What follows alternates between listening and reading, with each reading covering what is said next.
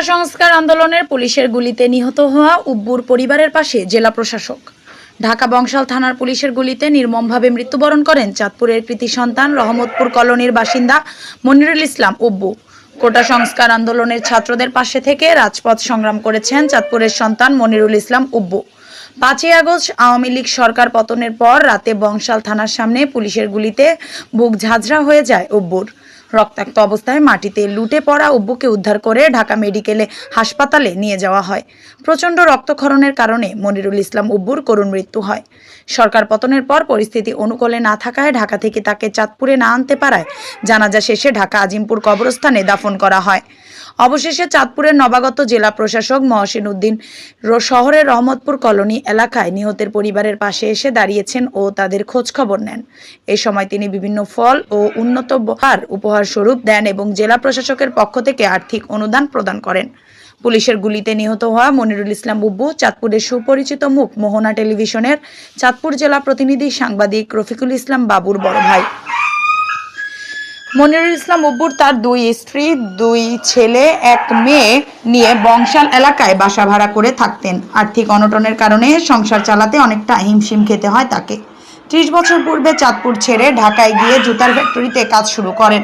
সেখানে বিএনপির রাজনীতির সাথে অবগতভাবে জড়িয়ে পড়ে। অবশেষে আওয়ামী লীগ সরকারের পতনের ক্ষেত্রে বিভিন্ন আন্দোলন সংগ্রামে এই বিএনপি নেতা মনিরুল ইসলামের ভূমিকা ছিল অতুলনীয়।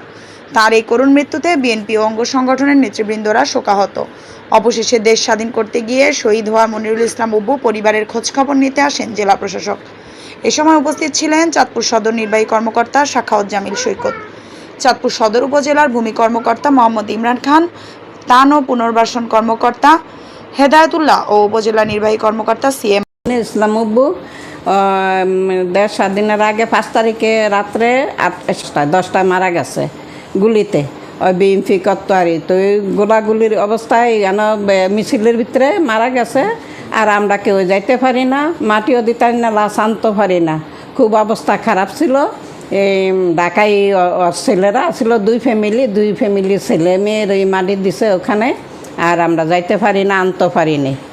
তো ডিসি সাহেব আসছিল, আয়সা দেখে গেছে, সব তথ্য নিয়ে গেছে। আমার কাছে তখন সব শুনে গেছে আর কি। ডিসি সাহেব নিজে আয়সা। মনিরুল ইসলাম উব্বু আপনার দেওর। আচ্ছা, তো 4 নম্বর দেওর।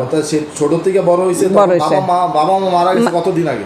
বাবা মা মারা গেছে তো 32 বছর। জি। আচ্ছা, তারপরে থেকে আপনি তারকে দেখাশোনা করছি। এরপরও দেখাশোনা করি, আসা যাওয়া করে। আমার কাছে খোঁজ খবর না, কিছুদিন আগেও আসছিল, মৃত্যুর 1 সপ্তাহ আগে আমার কাছে আসছিল। আচ্ছা, সাহায্য সহযোগিতা? জি জি জি, আমি দেই। আমার সাংবাদিক বাবু আছে, ওয়ও দেয়, ওয়ও হিল করে, এই আর কি। তখন ওরা 5 ভাই আসছিল, 5 ভাইয়ের ভিতরে সব মারা গেছে, অনেক বাবু আছে। এই আর আমরা একটু চাই সরকারের পক্ষ থেকে কিছু সহযোগিতা করলে একটু ভালো হয়। 2 ফ্যামিলি খুবই আর্থিক অবস্থা খুবই খারাপ। ঢাকায় থাকে। ওরা ছেলে মেয়ে 4 জন আসলে, একজন মারা গেছে, 3 জন আছে। 2 ফ্যামিলি 3 জন আছে। জি জি। বিয়ে করছে 2টাই তো? জি জি। আচ্ছা, তারা ঢাকায় থাকে? ভাড়া থাকে আর ঢাকা। জি, অনেক কষ্ট আছে। আমরাই সহযোগিতা করতাম, বাবু করতো, আমরা করতাম, আর বাইর বাড্ডা করতো, এই আর। এখন সরকারের প্রতি আপনাদের কি দাবি আছে? সরকারের প্রতি দাবি আছে, যদি ওরা কিছু সহযোগিতা করে, ওকে পাশে দাঁড়ায়, এটাই আমরা চাইতে আছি।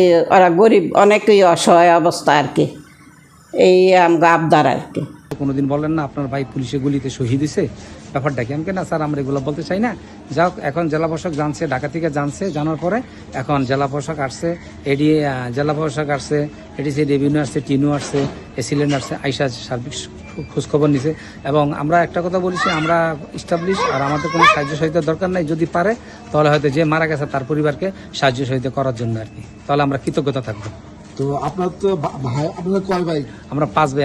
আমি 5 ভাই। আমার বড় ইমিডিয়েটলি 4th ভাই মারা গেছে। 4th ভাই মারা গেছে নাকি? জি জি। তো এখন সর্বশেষ প্রশাসনের প্রতি আপনার কি দাবি আছে? আমাদের কোনো দাবি নেই প্রশাসনের প্রতি। আমার ভাই মারা গেছে, ভাই তো পাবো না, আর টাকা পয়সা দিয়ে কী করবো? প্রশাসন যদি পারে তাহলে আমার ভাইয়ের ওয়াইফ আছে, বাচ্চারা আছে, ওদেরকে যেন একটু খেয়াল রাখে, এটাই, আর অন্য কিছু না।